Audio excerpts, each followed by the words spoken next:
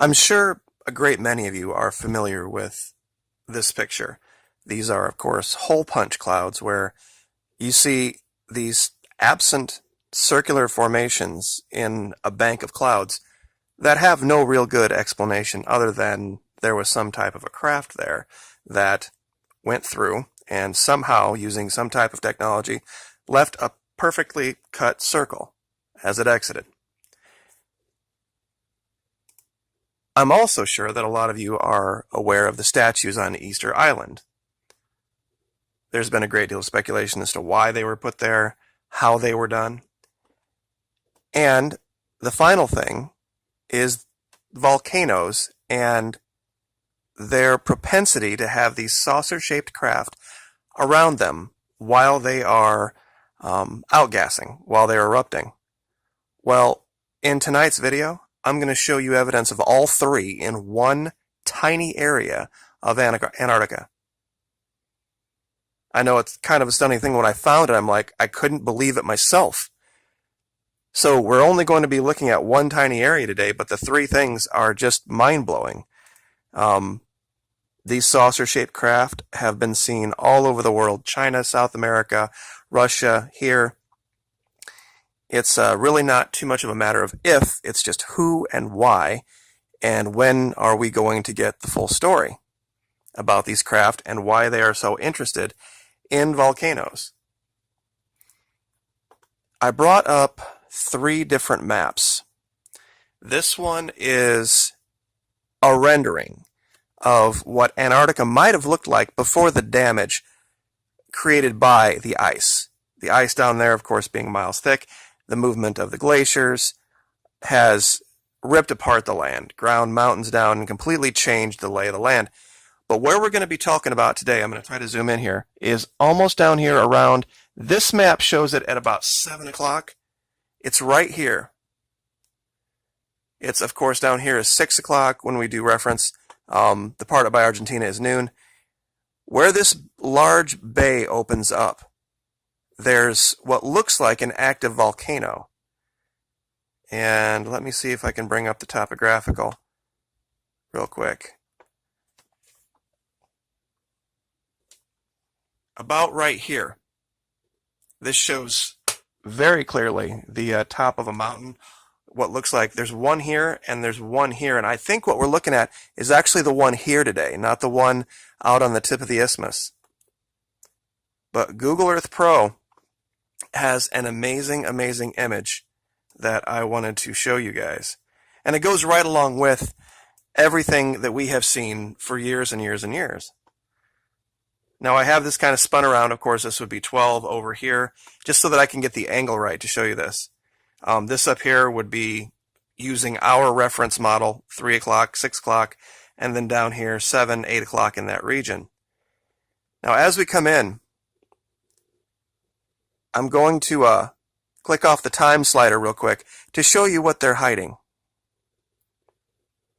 It's just this one area right here. Now, that peninsula, that isthmus right here, you have a mountain here, and when you zoom in and you look at this, it very much looks exactly like the top of a volcano. It more than likely is. But the first thing that got my attention were some cloud formations we'll look at in a second, and some monuments on the side of the volcano. But I have to show you this first. Now I'm going to try to zoom in here as close as I can without kicking down to ground level, just so you can see there's nothing here. Now watch what happens when I go into historical imagery. Look right here.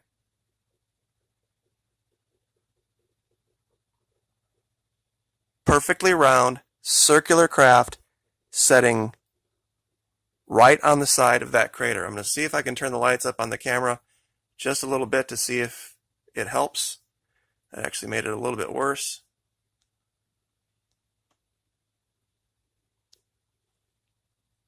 Right there.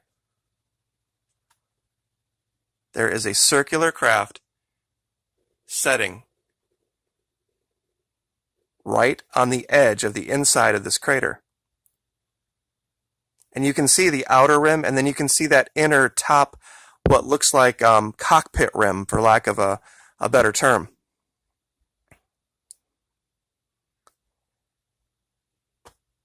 And once again, it wasn't there in the modern imagery, but in the historical imagery it appears. So this isn't some formation that's just being misinterpreted by the satellite. It wasn't there. Or I should say maybe it was there, and now it's not.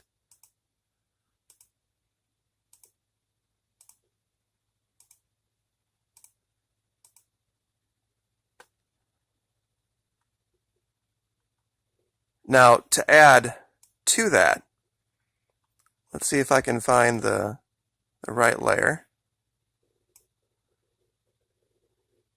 And you can see how much everything changes. And how they only give you access to certain things at certain times.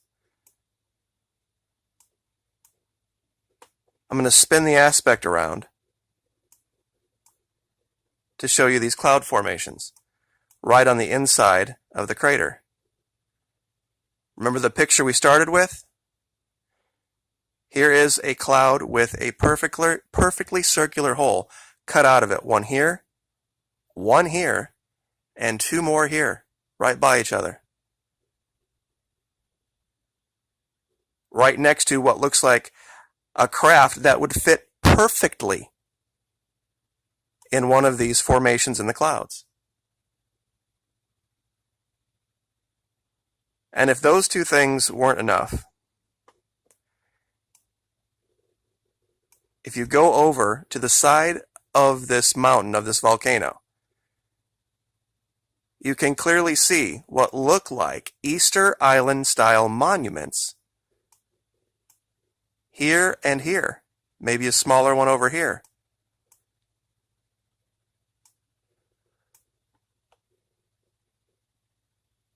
The imagery, you can see it in the shadow for sure. Especially this far one, you can see the shoulders, you can see the head. This one's a little less defined, but it's definitely there. So we have a craft on the inside of a crater. We have holes in the clouds above the crater that match the craft. And then we have these monuments on the side of the same mountain. I'm not really sure what more anyone could put all together in one tiny area to let you know that there is something a whole lot more than just ice, rock, and snow down here.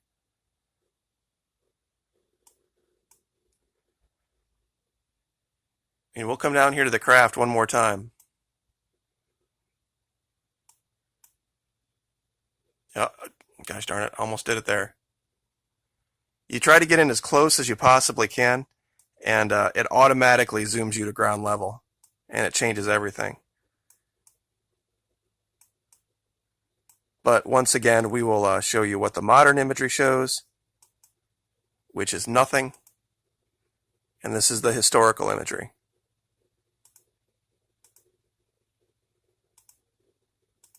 That's clearly evidence of a craft. And this by itself, you almost might be able to make the allegation that, oh, well, look, it's a rock, it just happens to be round. But that does not explain, in any way, shape, or form, these cloud formations through here. And just to add, I didn't even mark this, but it's kind of tough to see in the imagery. But it almost looks like somebody has picked up, and it hasn't picked it up well, I will grant you that, what looks like a human figure of some kind walking in the region. I didn't even mark it because I just wasn't sure, but the more I look at it from a distance,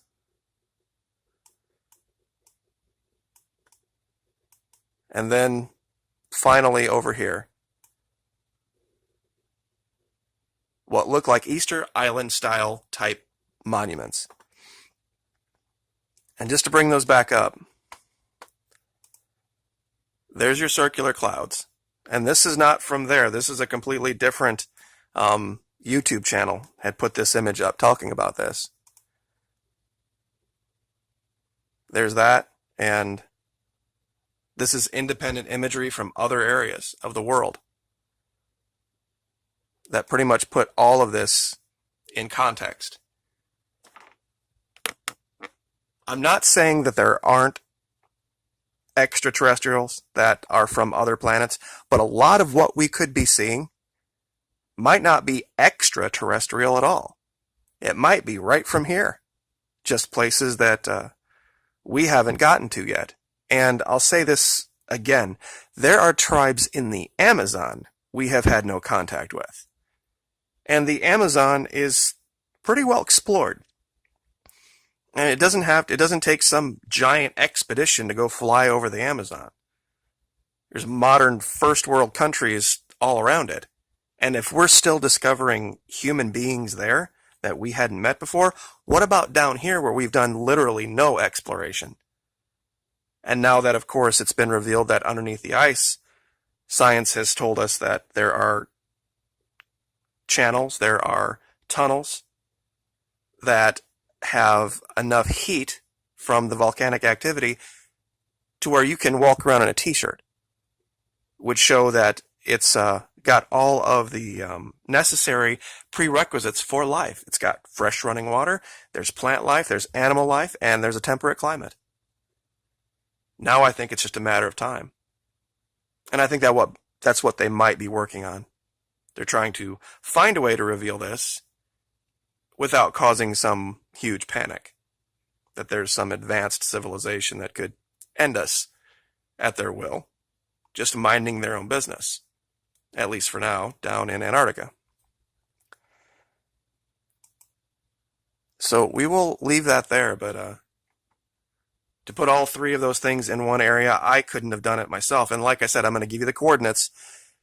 Anybody can Photoshop anything, but the reason I do my videos the way that I do them is so that you can go to your own copy of Google Earth Pro using the historical imagery, the time layers, the aspect, and the resolution layers, and find it for yourself, because your copy is going to be the exact same as my copy. The only thing that mine will have are the marks of where things are. So I will leave it there. Thank you so much for the support. Appreciate it. Like, share, subscribe. We'll see you next time.